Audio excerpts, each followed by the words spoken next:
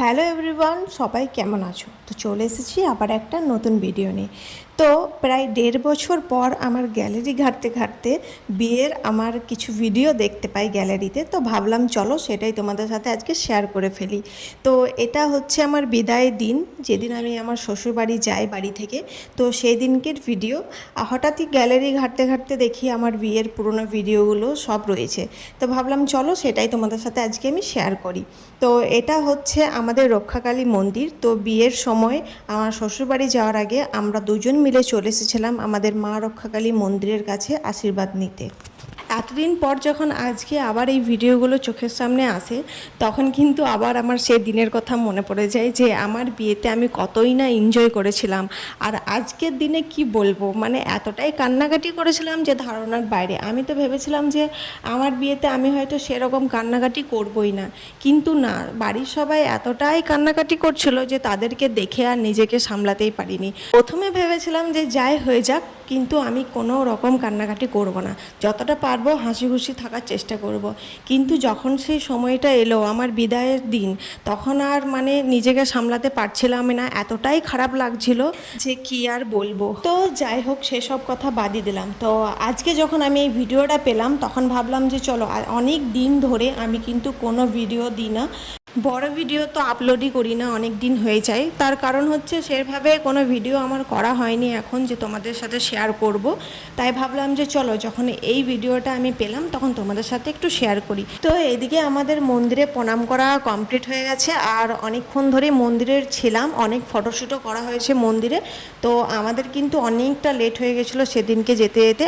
আর সেদিন ছিল আমাদের এইখানে সবজি বাজার।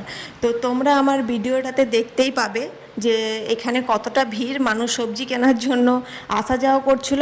আর আমাদের মন্দিরটা কিন্তু বাজারের ভেতর দিয়ে যেতে হয়, তো তার কারণে আমাদের গাড়িটা কিন্তু অনেকটা আগে দাঁড়িয়েছিল। আসলে সবজি বাজারের জন্য অনেকটা ভিড় হয়ে যায়, তাই গাড়ি ঢোকানো যায় না, তাই আমাদেরকে কিন্তু ওখান থেকে হেঁটে হেঁটে আসতে হয়েছিল। তো যাবার সময় দেখি আরও বেশি ভিড় হয়ে গেছে। আর তারপর লোকজন আমাদেরকে এমনভাবে দেখছিল যে কি আর বলবো, রাস্তার মধ্যে আমরা হেঁটে হেঁটে যাচ্ছিলাম। আর তোমরা তো এই ভিডিওটা দেখে নিশ্চয়ই বুঝতেই পারছো যে কীরকম আমাদের ফিল হচ্ছিল। তো যাই হোক, আমাদের মায়ের আশীর্বাদ নেওয়ার জন্য তো আসতেই হতো, তো তার কারণে আমরা অনেকটা দূরেই গাড়িটা দাঁড় করিয়েছিলাম, আর সেখান থেকে হেঁটে হেঁটে গিয়েছিলাম মন্দিরে। তো মন্দির থেকে খুব তাড়াতাড়িভাবে আমরা আবার গাড়ির দিকে চলে এসেছিলাম।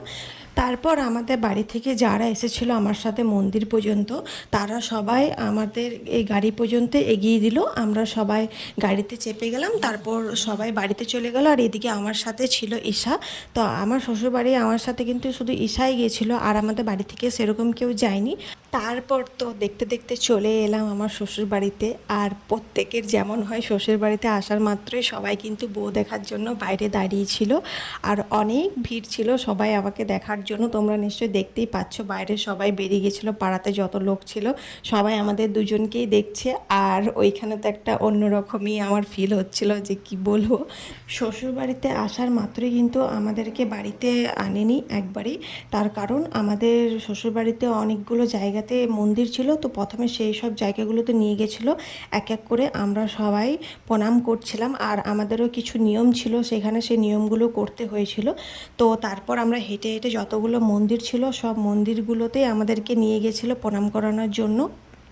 আর এই যে তোমরা যে মন্দিরগুলো এখন দেখছো, এই মন্দিরগুলো হচ্ছে আমাদের শ্বশুরবাড়ির নিজস্ব ঠাকুর। তো সেখানে আগে আমরা প্রণাম করেছিলাম। মন্দিরে আমাদের সব কাজ সেরে নেওয়ার পর তারপর আমাদেরকে নিয়ে চলে এলো বাড়ির দিকে। তো বাড়িতে আসার পর প্রথমে যে নিয়ম, সেই নিয়মগুলো করা হচ্ছিল। আর এদিকে তো মিষ্টি জল নিয়ে রেডি ছিল, তো আমাদের দুজনকে মিষ্টি জল খাওয়ানো হলো। আর কি বলবো, মানে বিয়েতে এত যে নিয়ম হয়, বিয়ে না করলে তো জানতেই পারতাম না। তো চলো তোমরা কন্টিনিউ ভিডিওটা দেখতে থাকো।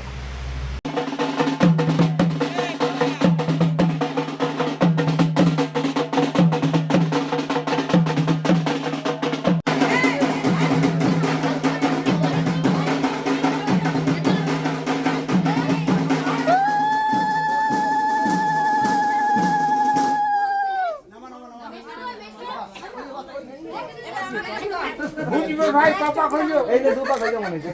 চল চল চল।